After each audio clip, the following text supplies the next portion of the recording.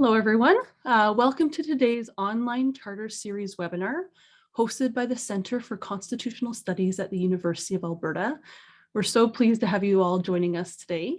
My name is Alina Rietzma. I'm the Centre's Public Legal Education Coordinator, and I'll be moderating this session. As this is a webinar, many of you may be watching from across Canada. Some of you might even be from various parts of the world. So I'd encourage you to reflect upon the land wherever you are as I reflect on the land here. The Centre for Constitutional Studies is located at the University of Alberta in Edmonton on Treaty 6 territory. The Centre acknowledges and honors the ancestors, traditions, and the spirit of the first two Indigenous peoples, the Cree, Blackfoot, Métis, Nakota Sioux, Iroquois, Dene, Saulteaux, Inuit, and then settlers to this gathering place. We also recognize the ongoing acts of settlement and colonization that take place on this territory. And the Centre, the university, and the city enjoy the benefits of treaty, and the Centre recognizes that land acknowledgement is only a very small step in recognizing and upholding Treaty 6.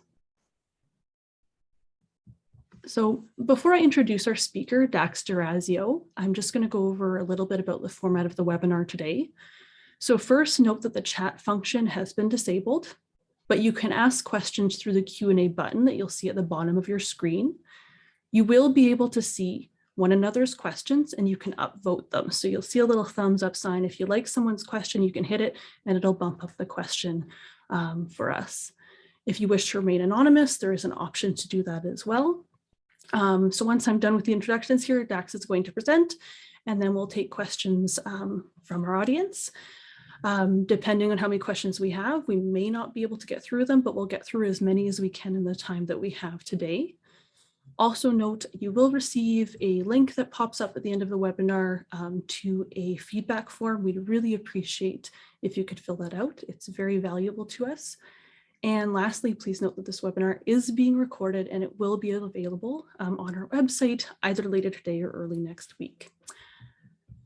So this webinar is part of our online charter series, and the purpose of this, which was launched in March 2016, was to bring the Constitution to the public, and in particular to explore various sections and aspects of the charter. So today we have with us Dax Durazio. He's a postdoctoral fellow in the Department of Political Studies at Queen's University and a research affiliate with the Centre for Constitutional Studies. After receiving his bachelor's degree and master's degree from Carleton University, he received his PhD in political science from the University of Alberta. Dax has incredible knowledge and expertise about free expression. One of his primary research interests is the philosophy, politics, and policy of free expression, and his doctoral thesis focused on free expression at Canadian universities. Among other things, he is currently working on a history of stand-up comedy and battles over free expression and a book about the politics of free expression on campus. And he recently published Contemporary Campus Controversy and the Conceptual Elasticity of Harm in the Canadian Journal of Political Science. Among several awards and scholarships, he received the Alberta Graduate Excellence Scholarship in 2020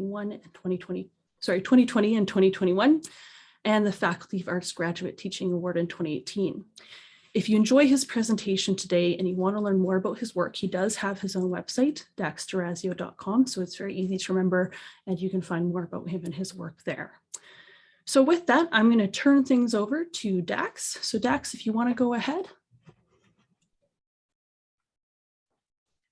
Thanks so much for the kind introduction. Bear with me for just a moment while I share my screen and show you my slides. All right, so I'm going to jump in because in 30 minutes, I'm going to attempt to give you a panoramic view of the law and politics of free expression in Canada. Is free expression a defining issue of our time?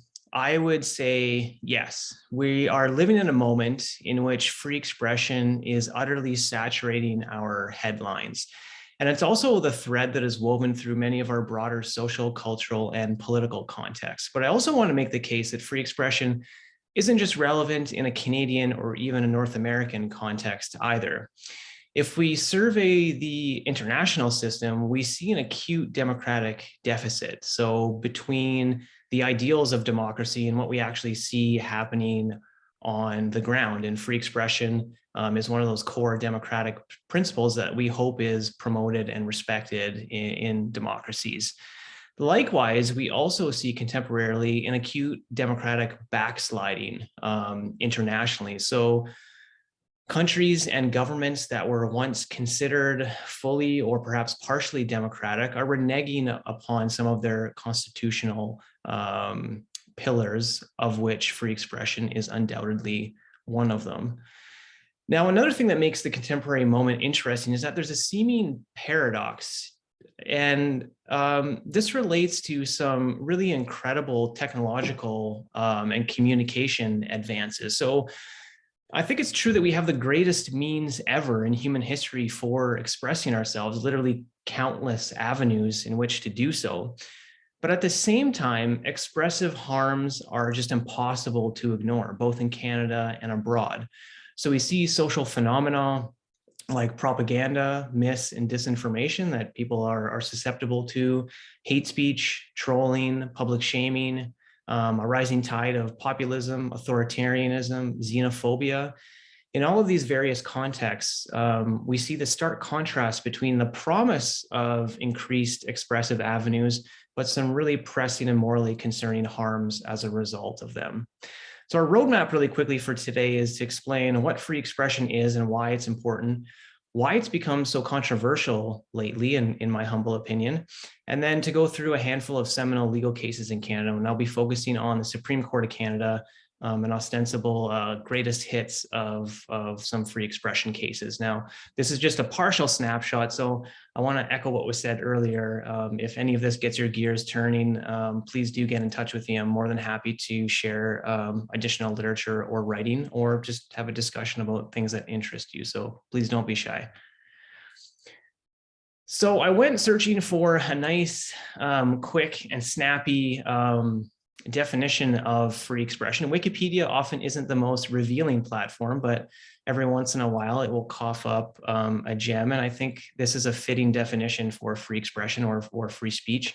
There are some interesting and important distinctions to be made between free expression and free speech, but what lies at the root of them, and the catalyst for each of them, is in some ways the same. So for all intents and purposes here, we'll use them interchangeably. So free expression is a principle that supports the freedom of an individual or a community to articulate their opinions and ideas without fear of retaliation, censorship, or legal sanction. So it seems pretty intuitive, but if we scratch the surface just a little bit, I think we need to add a bit of complexity and nuance to an ostensibly simple definition. And so I have some questions here in order to inject some hopefully complexity and nuance when we're trying to conceptually understand free expression. The first question is, well, is free expression only about the relationship between state and citizen?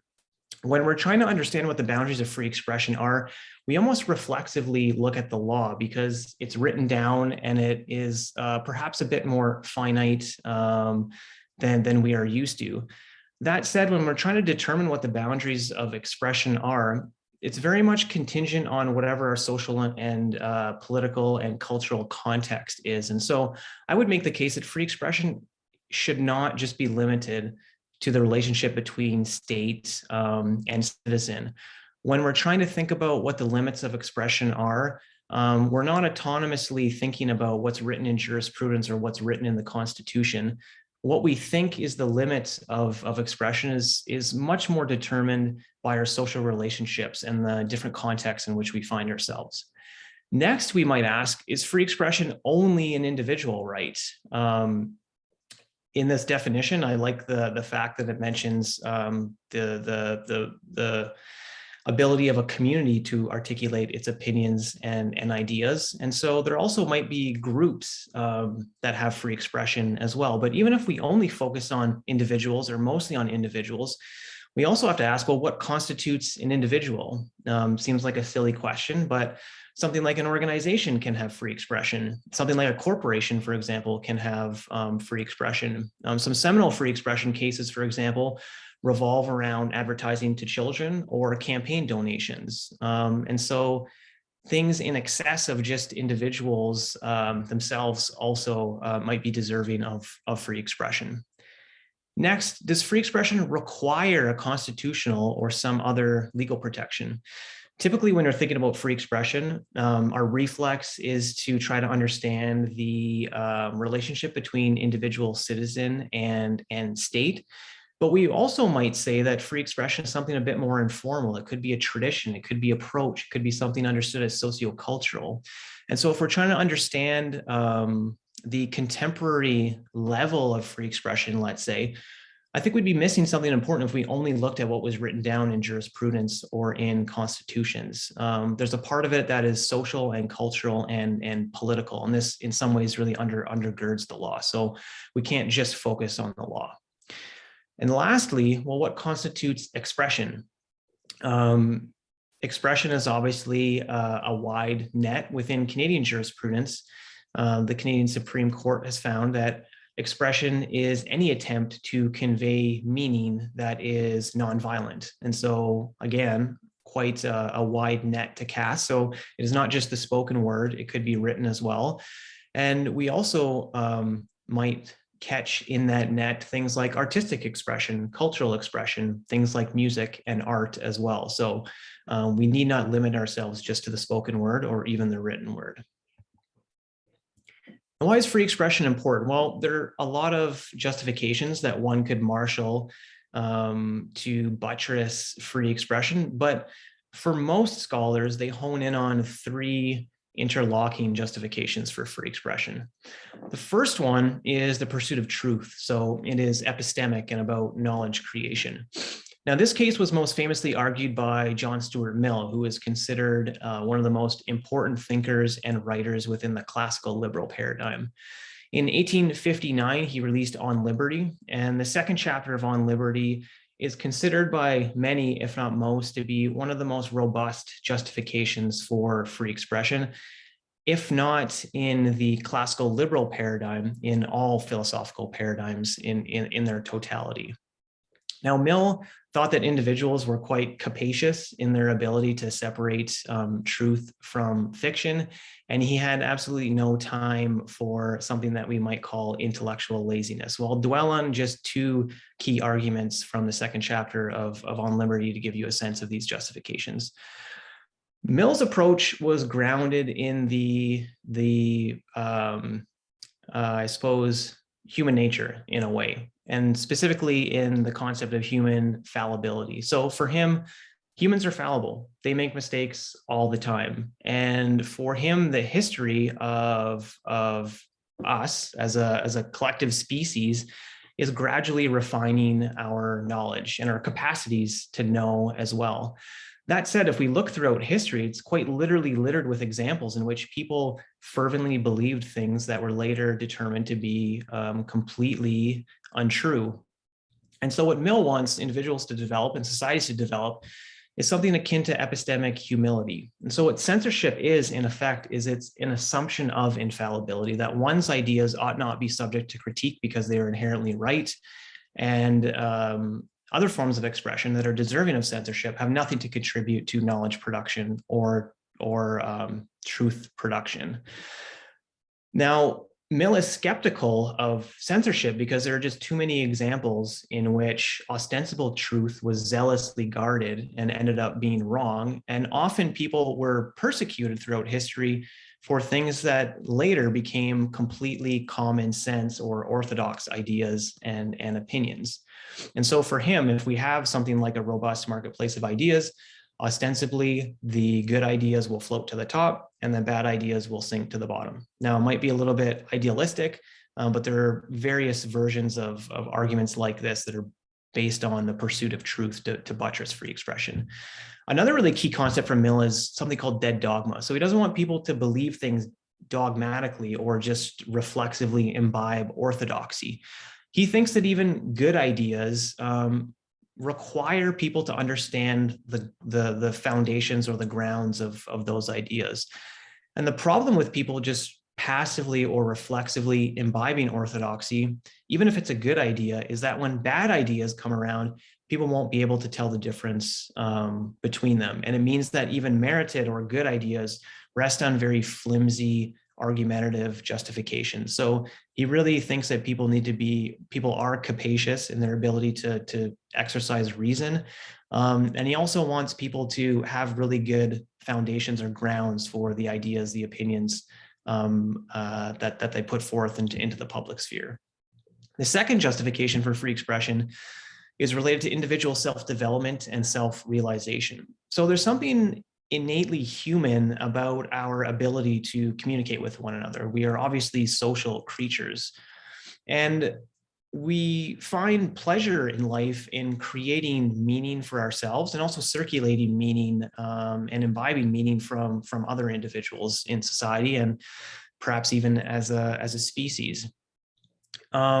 Self-censorship, us not being able to communicate what we genuinely think and believe, therefore, is considered something that is inauthentically human.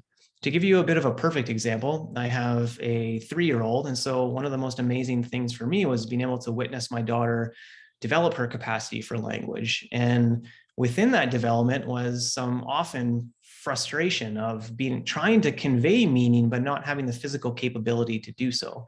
And so that simple insight can apply more broadly in the sense that it can often be frustrating or limiting to genuinely believe or feel something in the abstract, but not be able to participate meaningfully in line with that abstract belief or principle or opinion. And so what self-censorship does is it limits our own self-development and self-realization. Within human communication, we're able to develop a sense of self.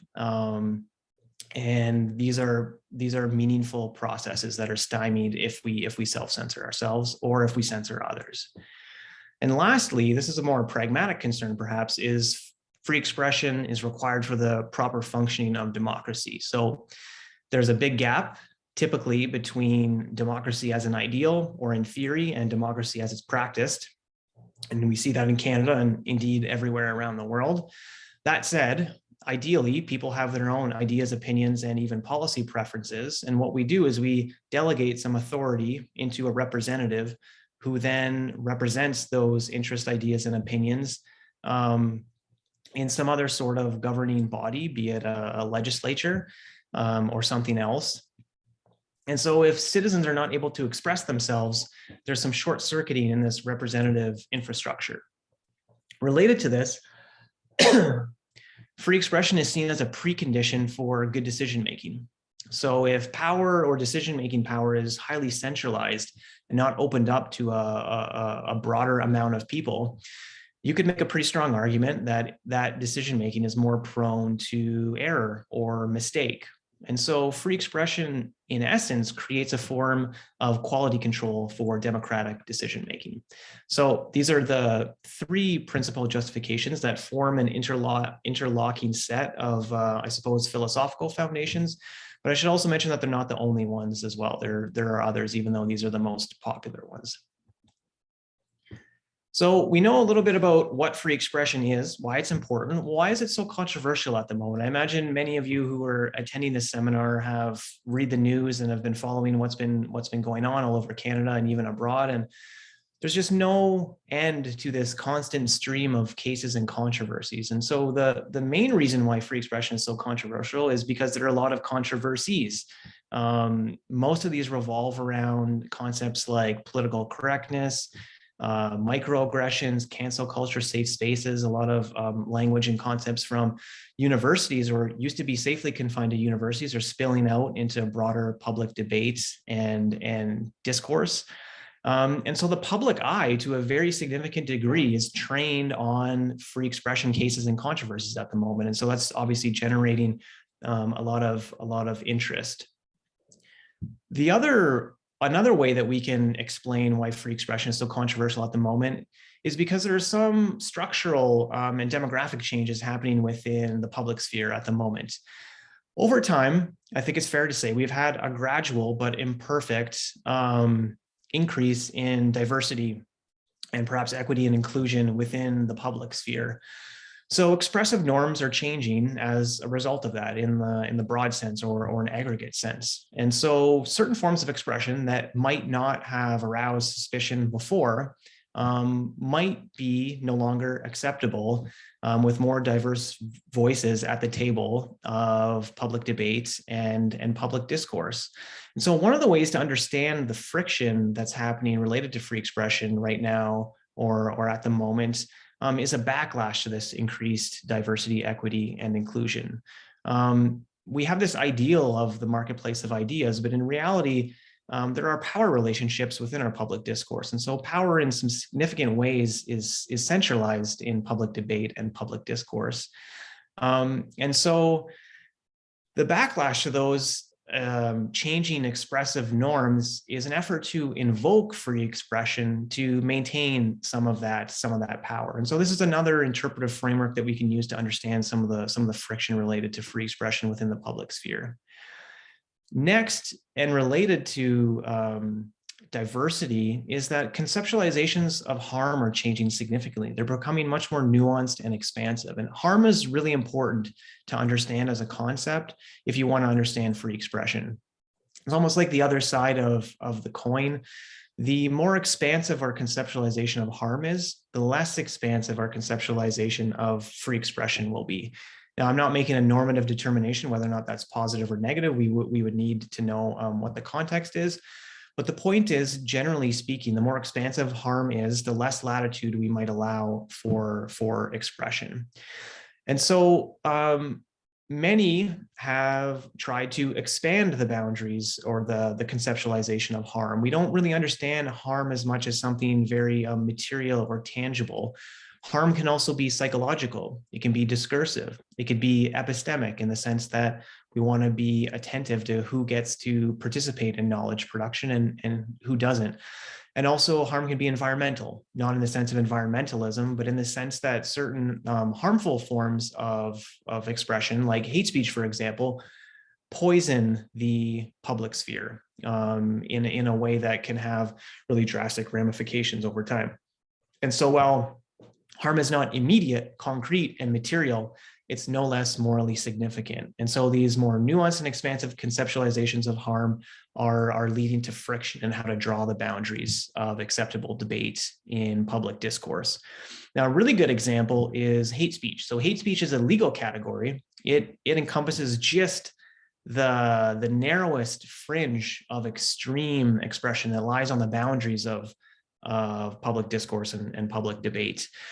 Yet it's also, hate speech as a category, a legal category, is also used as a normative description of certain forms of expression that very well might be harmful and proven to be harmful, nonetheless don't meet the legal threshold of hate speech in a legal sense. And so you can see in this example how you might easily have political contestation related to free expression if there is not agreement over what constitutes hate speech. Is it something that should be reserved for only the most extreme manifestations of hate, for example, or should it be gradually enlarged to encapsulate speech that is actually harmful, not just meeting a legal threshold? So obviously lots of friction.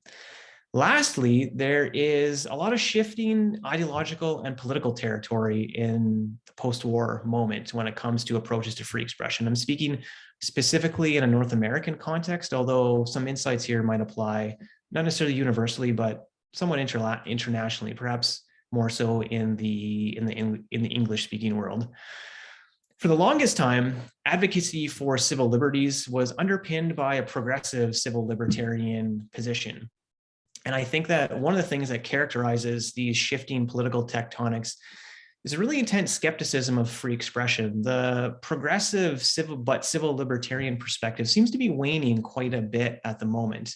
And that's happening on its own, but also in reaction to conservative, perhaps right-leaning individuals, groups, and movements really finding their stride in invoking free expression as a principle. And so while left-leaning actors are exhibiting this really intense skepticism of free expression because of nuanced conceptualizations of harm, also in response to right-leaning invocations of free expression, we see the right really taking up the banner of free expression in interesting but also concerning ways, especially on the far right. And so we see this really intense political polarization related to free expression, particularly on the far right. We see pundits typically invoking free expression in a sort of somewhat cynical way in order to shield certain forms of expression that are quite likely harmful from legitimate scrutiny and critique or censure. And so there are really some interesting shifting political tectonics related to the public sphere at the moment as it concerns free expression. And so this is another way to understand some of the polarization related to free expression. Now let's get into some Canadian jurisprudence. So within Canada, free expression is obviously an inheritance of the common law tradition from the United Kingdom. Long before we had the Charter of Rights and Freedoms, we had an implied Bill of Rights that arguably included free expression. So although it wasn't explicitly in the Constitution, there is a segment there, and a lot of scholars point to it and say that if it's similar in principle to the Constitution of the United Kingdom, then it is implied that free expression is a part of those basic rights that should be enjoyed by Canadians. A little bit later, in 1960, we got a federally enacted and more formal Bill of Rights, but it didn't have constitutional status. So it was on the same level of other laws that were passed by our federal legislature. And it wasn't until 1982 that we finally got a constitutionally enshrined free expression principle. And we find that, excuse me, in section 2B of the Charter of Rights. We have, I think, a specifically Canadian approach. It's a bit interesting in the sense that Canada is always in the shadow of the United States, not just in society and culture, but also potentially in law.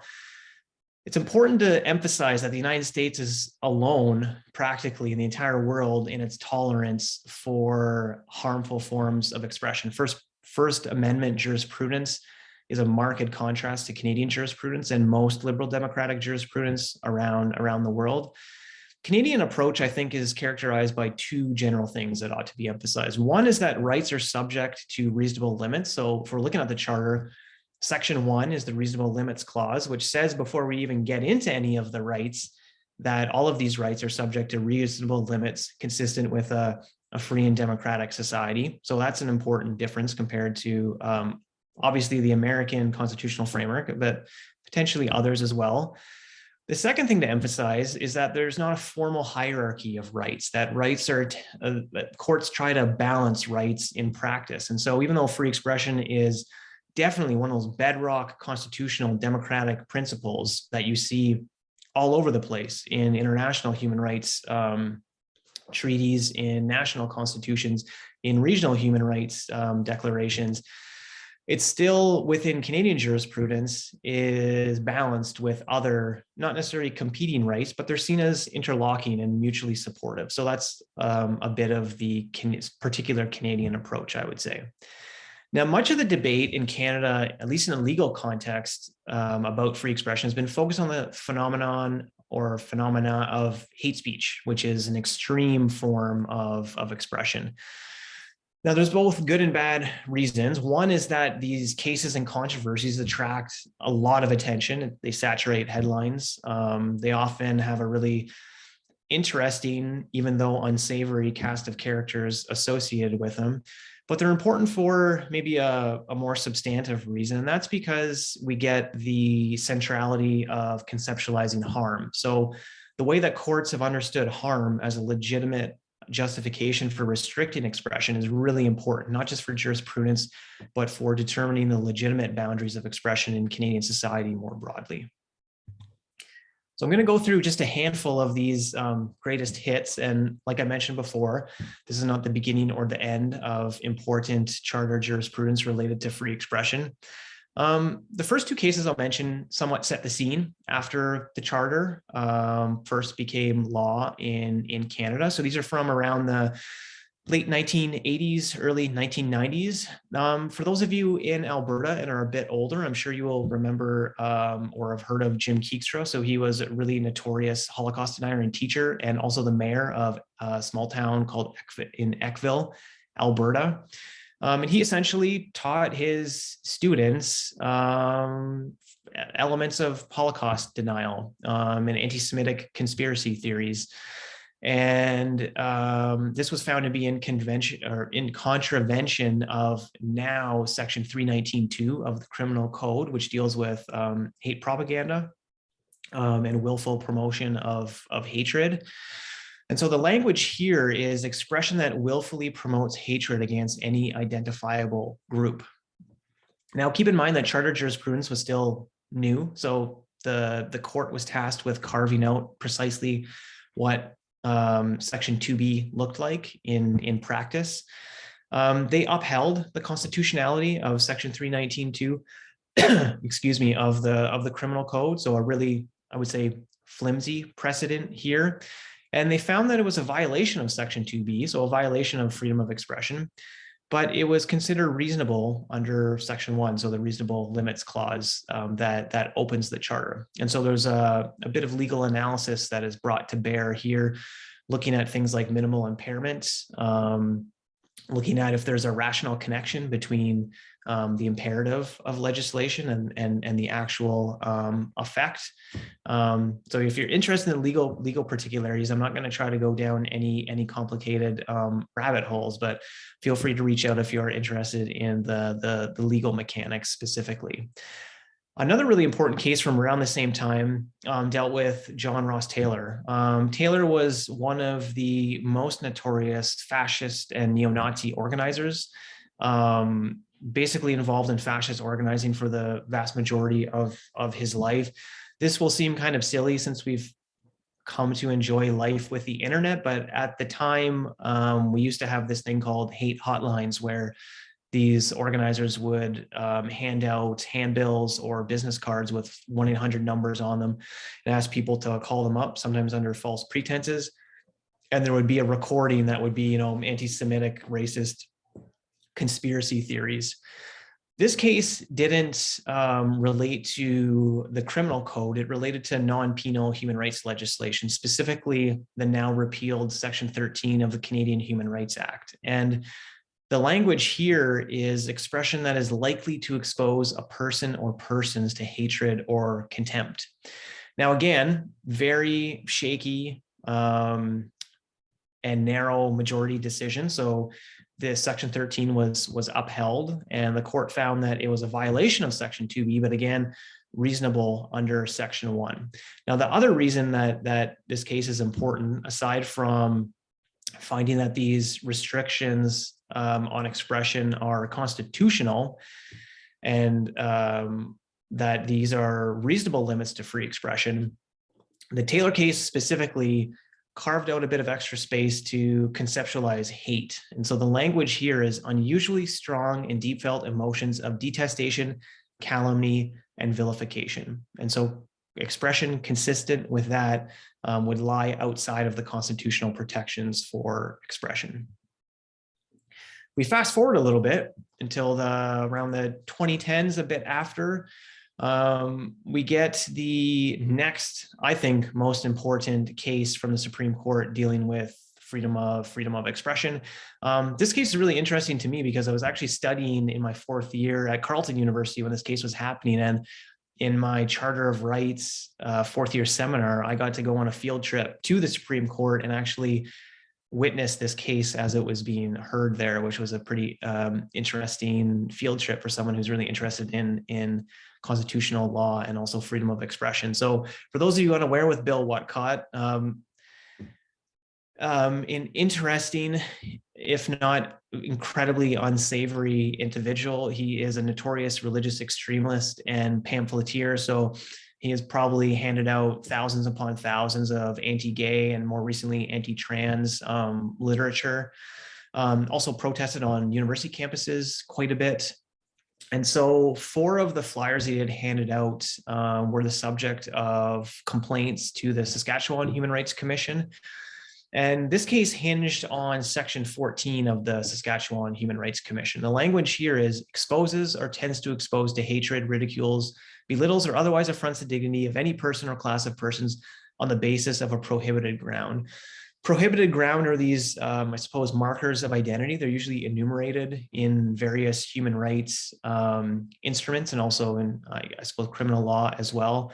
So when we say prohibited grounds, we're talking about things like gender identity and expression, sex, ethnicity, race, ability or disability, et cetera, et cetera.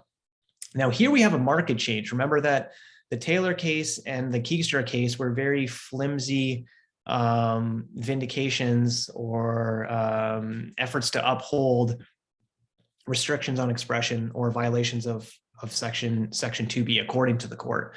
Here we have quite a marked difference, which is a unanimous court upholds the constitutionality of non-penal hate speech prohibitions in the Saskatchewan Human Rights Code. And importantly here, we get a refined concept of hate and harm. So hate is refined ever so slightly to be understood as extreme manifestations of the emotion described by the words detestation and vilification. And I should also mention that some of the Saskatchewan Human Rights Code was found to be unconstitutional. So that's the latter part of the phrase in the second bullet point here. The part that doesn't refer to hatred. So they focused on hatred almost exclusively and then carved out a bit of extra territory to provide a more ample definition. They also noted that the analysis here of hate, and specifically the effects of hate, needs to be objective because hate, in their words, can be easily subjective or is subjective. And so courts, what they ought to do, and I guess provincial human rights legislation ought to do, is focus on the effect of expression rather than the intention. And this is one of the core principles of human rights law, that intention is quite frankly irrelevant. It's only the discriminatory effect of expression or whatever other form of conduct or policy. And lastly, this caused a bit of a stir, particularly in the legal community and those who have waged various battles over free expression in print, in that the Supreme Court seemed to posit a speculative understanding of harm, not necessarily a concrete or material form of harm, but it was fine for the court to have a reasonable apprehension of societal harm as a result of hate speech. And then this comes in when we're trying to balance rights, for example, if certain limitations of expression are justified in a democratic society. So another seminal case. I'm going to get to one more because I see my time is quickly coming to an end. This is the one that I think is perhaps the most fascinating because I'm currently working on a blog post series with the Center for Free Expression related to the past, the present, and also the future of stand-up comedy as it concerns free expression. I'm finding so many interesting cases related to free expression and comedy, not just in Canada, but even internationally.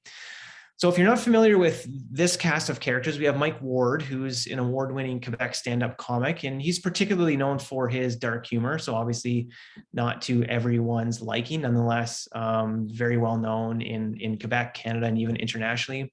And then we have Jeremy Gabriel, who's affectionately known as Petit Jeremy in Quebec. He's a famous singer who lives with Treacher-Collins syndrome. So it is a syndrome which affects the development of facial structure, excuse me, and facial features.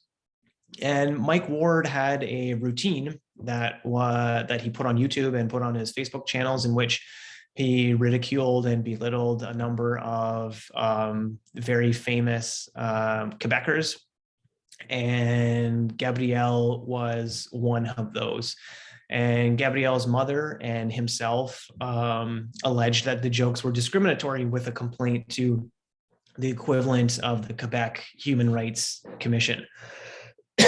Now, these hinged on sections 4 and 10 of the Quebec Charter of Human Rights. So the language here is in section 4, article 4. Every person has a right to the safeguard of his or her dignity, honor, and reputation.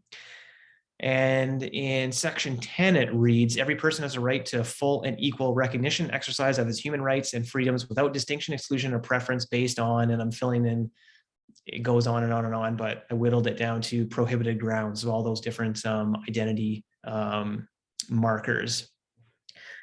What is interesting about this case is that it not only revolves around free expression, but it also revolves around artistic expression. There have been some interesting human rights cases that have revolved around artistic expression, specifically stand-up comedy, but they weren't liminal in the sense that things could go either way in the Supreme Court's judgment or in like a human rights tribunal's judgment.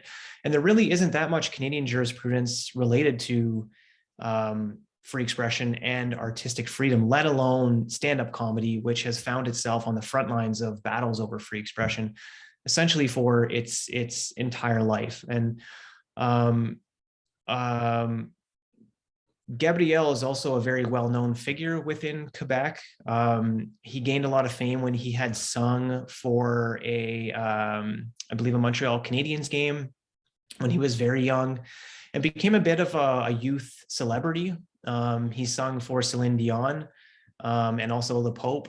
Celine Dion is kind of considered a quasi-pope in Quebec to many people. So he's a really, really popular singer. And so what this case hinged on is whether Ward's joke focused on Gabriel because of his disability or because he was famous. And the court found, quite controversially, in a narrow majority, 5-4, that Ward's jokes targeted Gabriel primarily due to his fame and not his disability in a discriminatory way. So in their rationale, this was not a discrimination under most human rights legislation relates to differential treatment based on a prohibited ground, but it usually relates to differential treatment in the context of rendering a good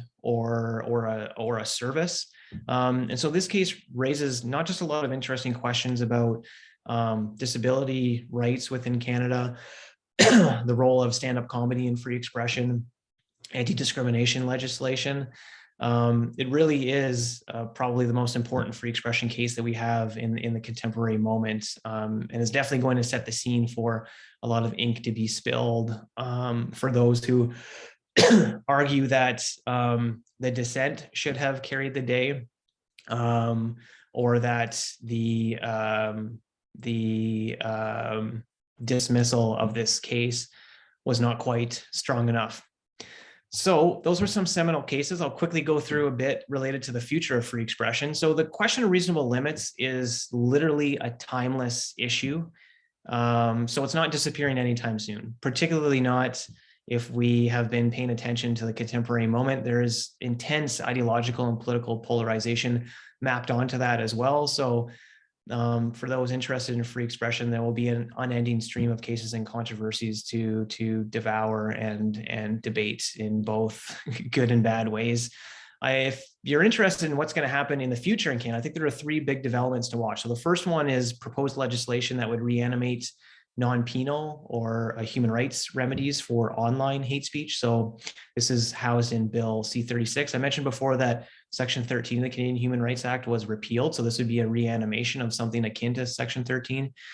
There's also a potential expansion of traditional broadcasting regulations to the internet in Bill C-10. And so jurisdictions all over the world are trying to figure out how to regulate the digital sphere. And it's not self-evident how that ought to be done. And Canada's proposed legislation is coming under quite a withering critique from a freedom of expression angle. And so it'll be interesting to see how that proposed legislation changes as it gets closer, or even if it does get passed in the future. And lastly, there are lots of campus free expression cases.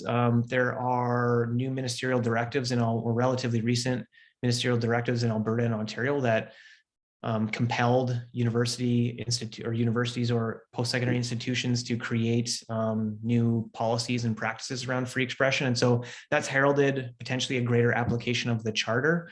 And so that means that cases and controversies, especially in the legal sense, that erupt in Alberta and Ontario might continue to herald a greater application of the charter, which will be a really game changer for expression on university campuses. All right, that is it for me. Thank you so much. I'm looking forward to some good questions, and thanks for sticking around. Thank you so much, Dax. That was, I think, quite a wonderful and rich contextual, running us through free expression. So that was really great. So as I mentioned at the start of our presentation here, if you have questions, please use the Q&A button. You can see it at the bottom of your screen. We've got about 15 minutes, so it'd be great if you have questions or things you're curious about. We have Dax here, so please do ask questions, and I will read out the questions for Dax. So it looks like we have one question so far. So the question is, the proposition that hate speech is real is easy enough to accept. The central problem with hate speech laws is who defines hate. Without negating the merits of reasonable limits on free expression, do you acknowledge the possibility of hate speech laws going badly sideways? In what ways do you think censorship and hate speech laws could go overboard? Yeah, that's a good question. Thanks so much for that. I think I might rephrase it slightly, not in the sense of hate speech laws going too far, in the sense that they might herald some sort of disastrous result. I think that one can be comfortably ambivalent about hate speech prohibitions in a way that doesn't discount the harm of hate speech. I think the main question is, what is the most robust and effective way to combat hate? And as a social scientist, I think looking at things from an empirical perspective behooves us to try to understand what are the most effective policy, what are the sharpest policy tools that we have to combat hate. You highlighted one thing, which is that hate might be subjective, and courts obviously have a very difficult time trying to carve out a definition of hate. If you read some of the cases that I mentioned, I mean, this comes across very, very vividly. The question, I think, too, highlights something a bit different, which is, if the impulse for hate speech prohibitions is harm reduction, the premise of that is that there are certain forms of expression that are so harmful that they ought not be said in public. And so harm minimization means that we want the least amount of people exposed to that form of expression. With hate speech prohibitions and hate speech laws in general, we sometimes have an amplification of hate speech. Now, the context is different. Obviously, the context of something like a hate hotline and newspaper articles and Supreme Court judgments are completely different. That said, if we're going to argue that the expression of certain forms of expression themselves are past a certain threshold that ought to merit a prohibition, we have to grapple with the fact that hate speech prohibitions sometimes are relished by those who are hateful. In fact, they don't serve as an effective deterrent whatsoever. And sometimes, I would say strategically, they play right into the hands of hate mongers, in the sense that they're given some sort of aura of martyrdom. A lot of public debate revolves around whether or not they ought to be able to say certain things. And the attention of the public sphere often shifts from the victims of hate speech to whether or not this individual ought to be able to express themselves freely. And so I really think that you can, at the same time, say that hate speech is morally important, in the sense that it's completely antithetical to equity and equality in a liberal democratic society, while still asking very curiously, are hate speech laws the most efficacious way to combat hate? It's not the only policy tool at our disposal by any means. Thank you so much for that, I think, thoughtful response. So the next question we have here is, do you have any views about the limitation of free expression by private entities such as Facebook and Twitter? The most famous example of this is the suspension of President Trump's Twitter account in early 2021. In some respects, these private corporations can have great influence over what is being expressed. Absolutely. Great insight. And quite impossible to ignore. I mean, one of the tensions of free expression at the moment, or one of the challenges of free expression at the moment, and I'm obviously not the first person to diagnose this or speak about it, is that we have an ideal public sphere that already is privatized to a significant degree before we had social media. Then we have social media and other private platforms that give us additional expressive avenues. But their economic imperative and incentive structure and algorithms are not in the public interest. They're actually quite removed from that. Not only that, but they actively lie to us and tell us otherwise.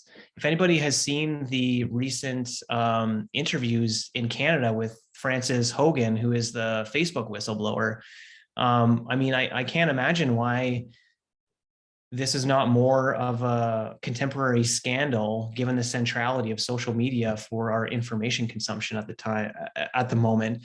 And so the paradox here, or the challenge, is that so much information and expression that is ostensibly public, that we use as the raw materials for policy and understanding ourselves in the world and communicating with one another, and all those beautiful things that the public sphere and expressive avenues allow us to do, are essentially privatized. And we're still trying to figure out collectively and individually, how to have a healthy relationship with social media. Like there's an ongoing movement for digital detox right now, but also how to reckon with reasonable limits when the imperatives of the public sphere, which is something that ought to be in the public interest, reconciles with a private corporation or private entity. As for the banning of Donald Trump, I mean, I am not a fan of Donald Trump by any means. I won't use any mean words here to describe him.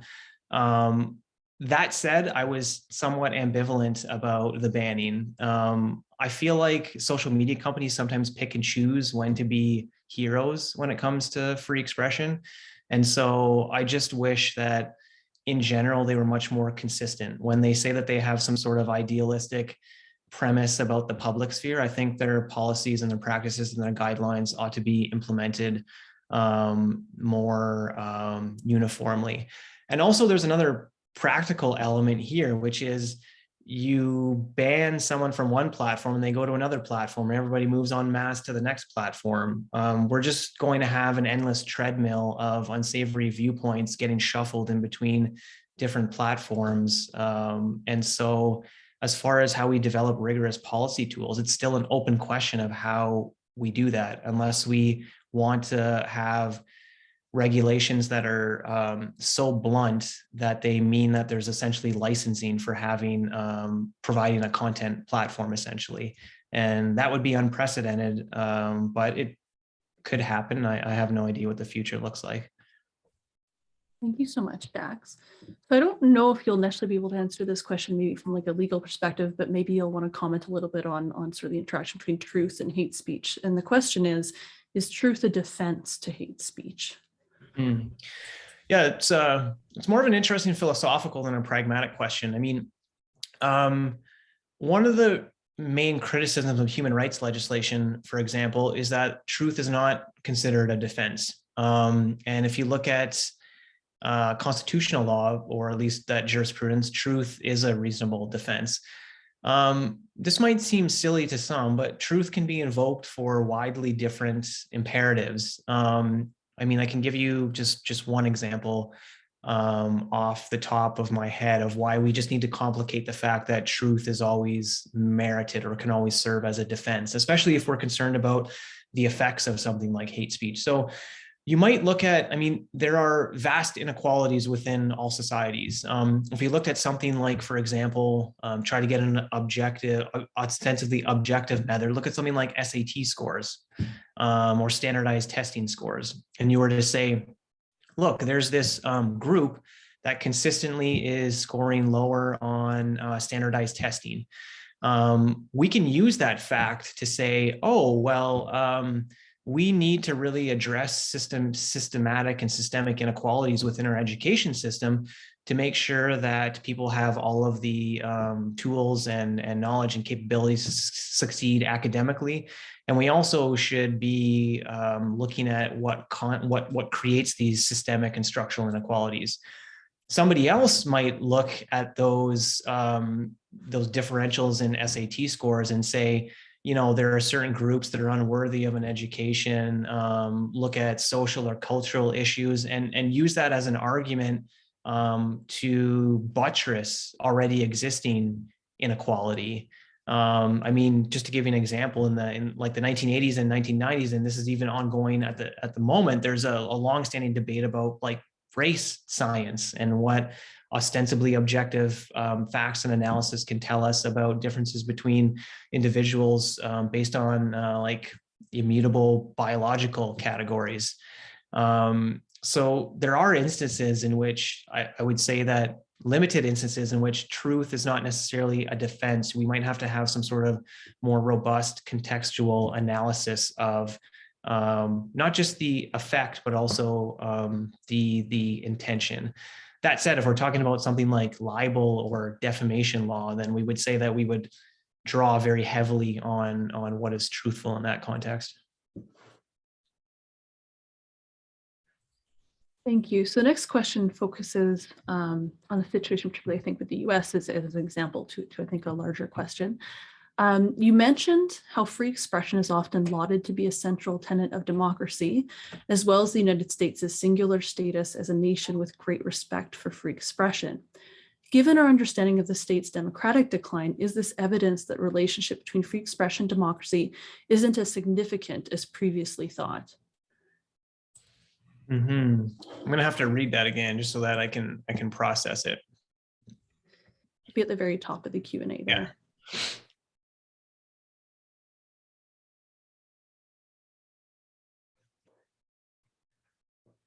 I would say, in response to that, that free expression is one of the ways that Americans and people who find themselves in other places where there's a severe democratic backsliding can regain a democratic culture. If you look at the United States right now, one of the major trends in higher education, for example, is not just stigmatizing, but outright banning certain forms of inquiry and expression, i.e. critical race theory, which is completely antithetical to the principles that lie at the heart of free expression and free speech. More broadly, I mean, if we look at the history of the United States, I mean, it has this isn't a criticism of Canada, but the history of free expression and free speech in the United States is much more illustrious and illustrative and vivid than Canada's. And within that history, we see that debate, dissent, protest, public accountability, public transparency, those were all natural allies of free speech and free expression. And so I would say that if the United States as a society is trying to grapple with democratic backsliding, free expression will be its natural ally. Thank you so much, Dax. So we're almost at time, but let's see if maybe we can tuck in at least one more here. So someone asked, in your view, what role do private law remedies play, i.e. in defamation, in the context of free expression? Does the state need to act as an arbiter of what constitutes improper expression if individuals have private law remedies available to them to address the negative consequences of speech? Yeah, it's an interesting question, an interesting angle. To be honest, I'm not an expert in libel and defamation law. I mean, I understand it in its broad strokes. In a sense, though, I think that there is a role for the state to be in to arbitrate disputes that might be of a private nature in that specific realm. I think about it a bit as someone who is really an ardent supporter of free expression, in the sense that libel and defamation ought not be so broad to dissuade public participation. I always think we should have hew very closely to the truth and not speak, indiscriminately. But there are also a lot of ways that libel and defamation have been used by people with very deep pockets, individuals and corporations, to stymie public participation. So I think I would want to make a distinction between the debates between over the truth and between two individuals, and then somebody who is trying to shut out others from public participation by using the law in a sense as a weapon. So I think there's a lot to delve into there, and I must admit I'm not an expert in libel and defamation law, even if I think that the state might have a role to play. Thank you so much. So I'm sorry to everyone who still has some outstanding questions. We're at time, but thank you so much, Dax, for sharing your time and your knowledge with us, and for taking the time to answer the questions from our audience. And I'd also like to thank all our attendees for your participation and your questions. It's always wonderful to be able to interact in that way. I'd also like to thank Zara Ahmed, our administrator, and Patricia Paradis, our executive director, who helped with organizing, advertising, and preparing for this webinar. And thank you again for everyone who came today for your interest and your attendance. And we hope that you found this webinar interesting, and that maybe it gave you some things to think about and to look into further. And we hope that you'll continue to join us as we have new events. Lastly, the webinar has been recorded, so we'll be posting it soon. And just remember, there is a link to a short feedback form as well. And if you can fill that out, we'd appreciate it, because it's really important both to our funding as well as for us when we're planning future programming. So thank you so much, everyone. We really appreciate it.